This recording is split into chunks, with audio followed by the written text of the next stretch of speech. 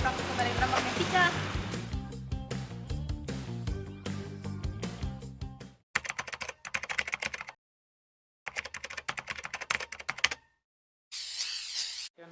Oke, sekarang kita akan melakukan praktikum untuk medan magnet dan juga medan listrik. Di sini saya akan melakukan praktikum yaitu DC motor, di mana saya adalah Alvin Ramdhani dan rekan saya Muhammad Aril Yasa. Nah, selanjutnya kita akan menjelaskan alat dan bahan apa saja yang diperlukan. Yang pertama, kita menggunakan magnet pada praktikum kali ini. Lalu ada 2 buah baterai dengan merek yang berbeda yang nantinya akan dites perbedaan dari kedua baterai ini, serta ada kawat tembaga sebagai sarana untuk melakukan praktikum kali ini. Pada praktikum yang pertama ini, kita akan mencoba seberapa banyak putaran yang dihasilkan oleh batu baterai alkalin dalam limit waktu 10 detik. Pertama, kita hubungkan dulu ke baterai, ke magnet, baterai ke magnet. Lalu kita pasang kawat tembaga ini di bagian positif magnet.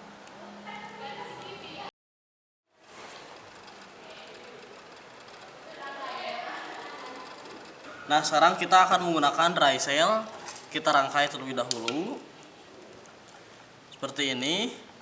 Lalu kita akan hitung putarannya.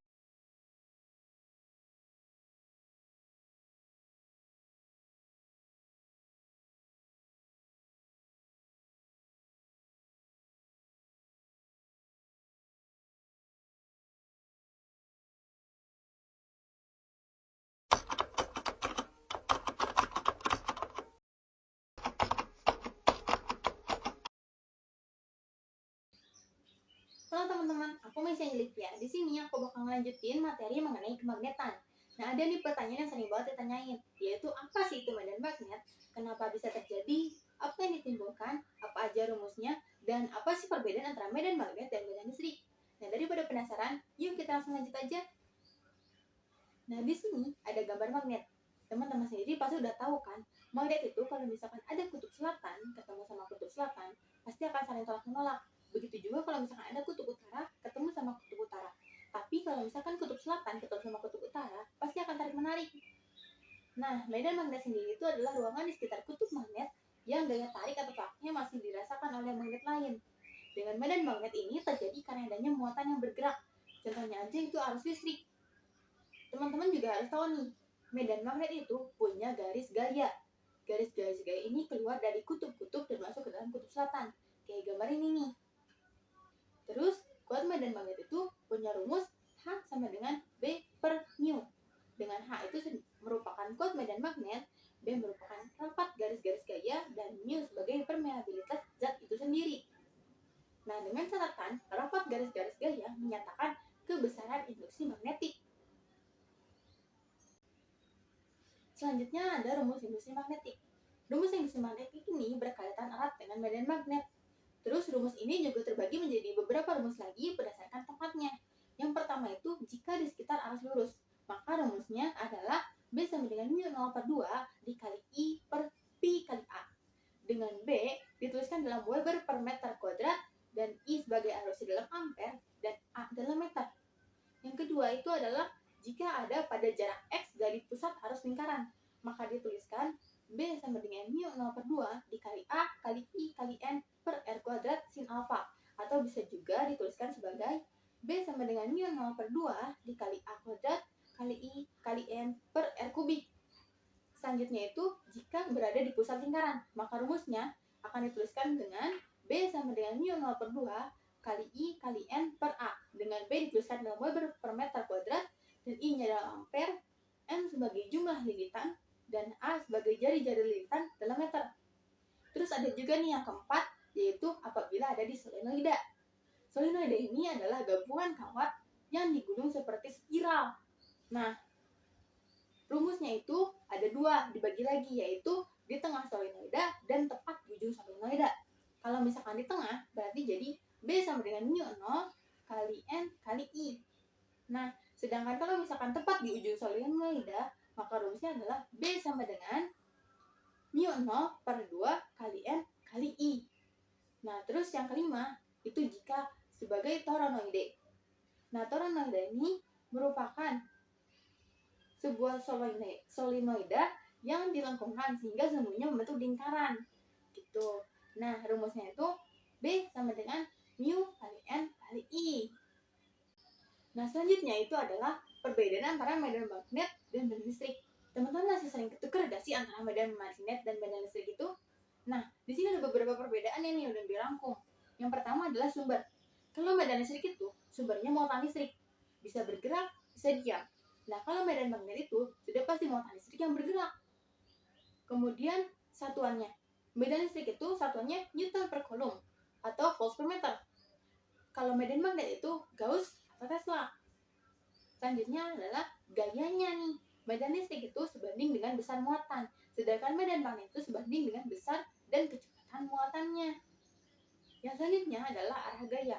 Medan listrik itu searah medan, dan medan magnet itu tiga lurus medan. Nah, gampangnya itu medan magnet itu pakai hukum tangan kanan, sedangkan medan listrik itu enggak. Terus selanjutnya itu adalah dimensinya. Medan listrik itu hanya 2 dimensi, sedangkan medan magnet itu 3 dimensi. Sedangkan dari segi kutubnya, medan listrik itu monopol dan dipol, sedangkan medan magnet itu hanya dipol saja. Terus untuk tipe dipolnya, medan listrik itu positif dan negatif. Medan magnet itu utara dan selatan. Nah, ini dengan catatan bahwa positif itu bukan berarti utara dan negatif itu bukan selatan ya teman-teman. Terus ada juga perbedaan arahnya. Kalau medan listrik itu menyebar keluar, sedangkan medan magnet itu membentuk pusaran. Terus kemudian untuk loopnya, medan listrik itu tidak membentuk loop tertutup, sedangkan medan magnet itu membentuk loop tertutup. Nah, sekian pemaparan materi yang dapat kami sampaikan. Semoga dapat menjawab rasa penasaran kalian.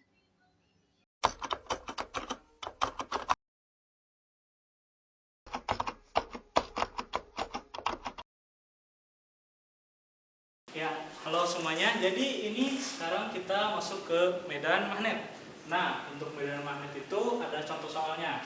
Contohnya, soalnya itu adalah sebuah kawat lurus membentuk sudut 30 derajat terhadap medan magnetik B yang memiliki kuat 0,5 T.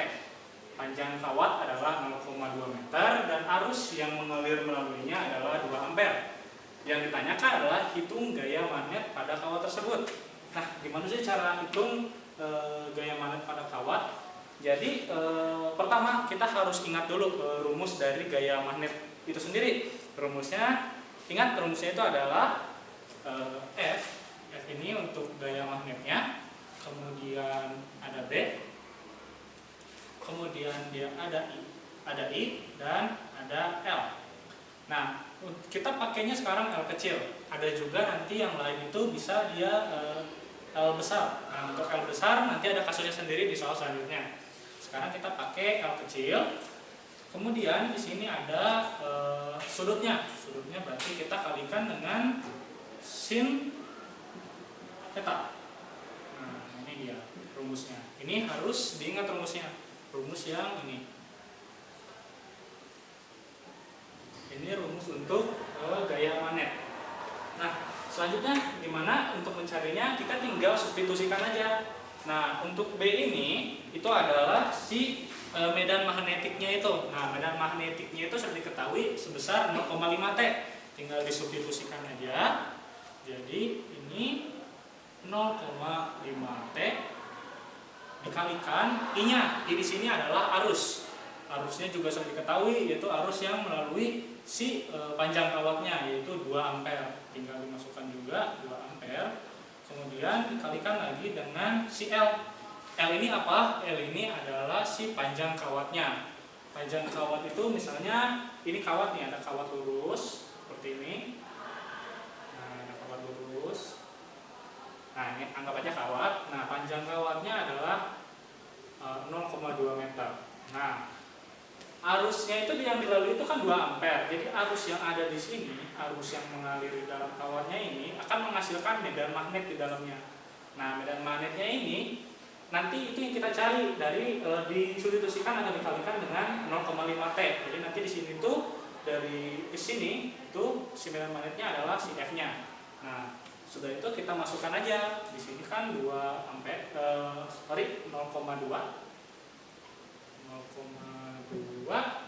meter, terus dikalikan dengan si sin theta atau si sudutnya. Nah, sudutnya itu maksudnya di sini kan di dalam lingkaran itu ada sudutnya, sudut sin theta-nya. Kalau misalnya kita balik lagi ke vektor pengalian, itu ada sudutnya di dalam si silinder itu. Kan kawat itu berbentuk silinder yang pipih. Nah, jadi ini tuh di sininya tuh ada sudutnya gitu. Nah, untuk sudutnya berarti kita tinggal hitung aja. Di sini masukkan sin 30 derajat. Jadi dikalikan sin 30. Untuk hasilnya bisa langsung kita hitung aja. Hasilnya itu sekitar ya F berarti sekitar 0,1 N. N di sini adalah Newton. Itu teman-teman. N di sini adalah Newton. Jangan lupa satuannya karena satuan itu penting. Ini tuh secara matematis atau umumnya itu nilainya tuh nggak bakal sama dengan nilai aslinya. Jadi tanda sama dengan di sini harus kita ganti dengan tanda hampir sama dengan 0,1 Newton. Nah, itu untuk soal nomor 1. Kalau misalnya yang mau tanyakan, boleh langsung ditanyakan di kolom komentar. Halo teman-teman, balik lagi sama saya. Jadi kali ini kita dapat soal yang kedua. Soalnya sedikit lebih kompleks, tapi masih pakai rumus yang tadi. Nah, sekarang soalnya adalah sebuah lingkaran kawat dengan radius 0,3 meter. Kita garis bawain dulu ya di sini. Jadi di sini tuh ditulisnya radius. Soalnya ini bakal jadi kunci pentingnya di sini. Radius. Kemudian membentuk sudut alfa atau bisa theta yaitu 45 derajat terhadap magnetik B yaitu 0,8 T. Kemudian arus I 5 ampere mengalir mengenai kawat tersebut. Yang ditanyakan adalah gaya dan momen. Kita garisbawahin gaya dan momen yang bekerja pada lingkaran kawat tersebut. Nah, pertama-tama kita kerjakan dulu seperti tadi. Kita mencari nilai dari si gaya magnetnya.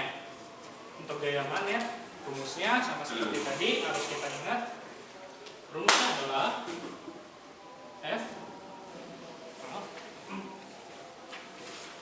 rumusnya adalah F B dikali arus dikali L. Nah, sekarang karena itu radius, kita ganti L kecilnya dengan L besar. Kemudian dikali dengan sin alfa. Oke, ini rumusnya. Kita garis bawahi dulu. Oke. Selanjutnya kita masuk ke substitusinya aja, langsung kita masukin angka-angkanya. Angkanya kita masukin. Jadi di sini masukin si B-nya 0,8. Kita kasih dalam kurung biar nggak pusing. Kemudian I-nya 5 ampere masuk. Kemudian masukin juga si L-nya. Nah, kenapa di sini L-nya gede? Nah, pertama ini kita kata kuncinya adalah radius. Radius itu berarti isinya nggak cuma jarak, tapi isinya juga ada lingkarannya. Karena kan dia radius lingkaran itu artinya jarak dari lingkaran penuh. Jadi jarak dari lingkaran. Nah, ini kan ada lingkaran gini. Nah, radiusnya itu kan ada di sini nih. Ini radiusnya gitu. Dari sini ke sini itu berapa? Dari sini ke sini itu berapa? Ini radiusnya. Nah, untuk cari radiusnya berarti kita bisa langsung pakai rumus ini. Untuk si L-nya. Rumusnya itu berarti si Pi lingkaran. Pi itu kan rumus lingkaran. Langsung dikalikan dengan 0,3. Nah, tapi karena dia ini adalah lingkaran penuh dan kita cari radiusnya, berarti nilai Pi-nya adalah 2 kalinya. Jadi 2 kali Pi. Nah, itu rumusnya 2 kali Pi dikali 0,3 meter ya, jangan lupa satuannya.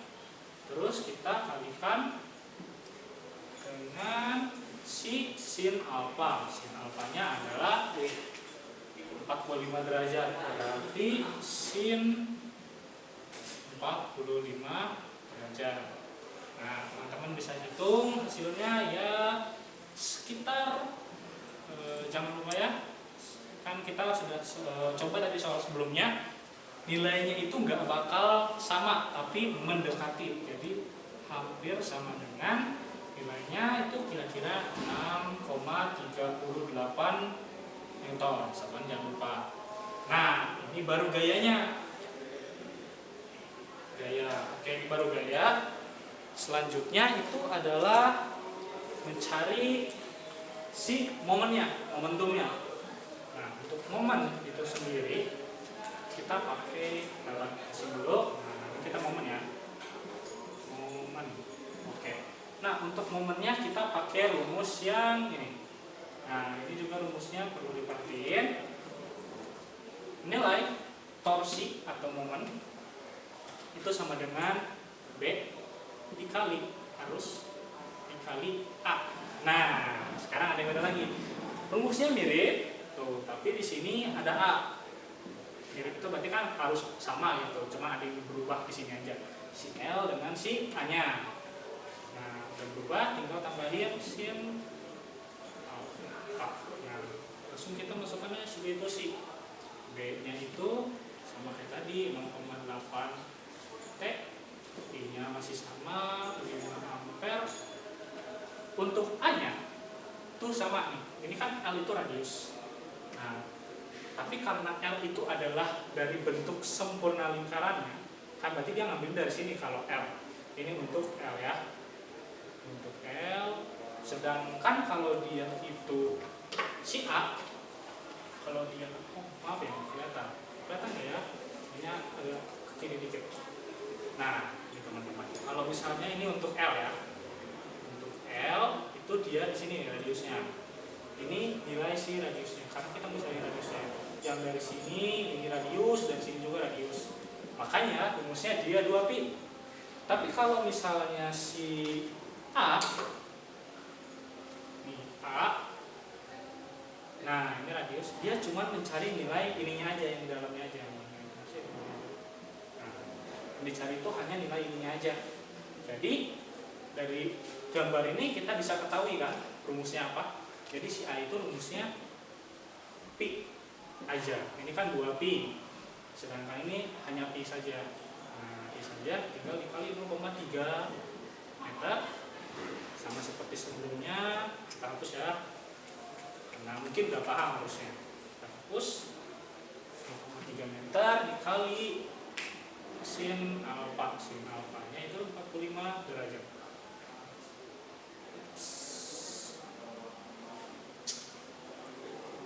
Biar kelihatan. Nah, 45 derajat. Sip. Kita masukin jawabannya. Ya, jawabannya sama kayak ini. Jangan lupa, jawabannya itu tidak pernah nilai yang benar-benar nilai sempurna gitu. Nilainya atau konstan langsung nilai segitu. Tapi nilainya itu mendekati karena ada yang namanya permeabilitas atau perubahan namanya kerapatan gitu, kerapatan ruang hampa. Jadi di sini kita tinggal kasih kata hampir mendekati dari nilainya sekitar 1,57. Nah, satuannya adalah mm. Mm ini apa? Mm ini adalah Newton meter. Oke. Segitu aja teman-teman. Kalau ada yang mau ditanyain bisa langsung ke kolom komentarnya. Terima kasih teman-teman sudah menonton video kita. Semoga apa yang didapat bisa jadi manfaat buat kita semua. Sampai jumpa semuanya. Dadah.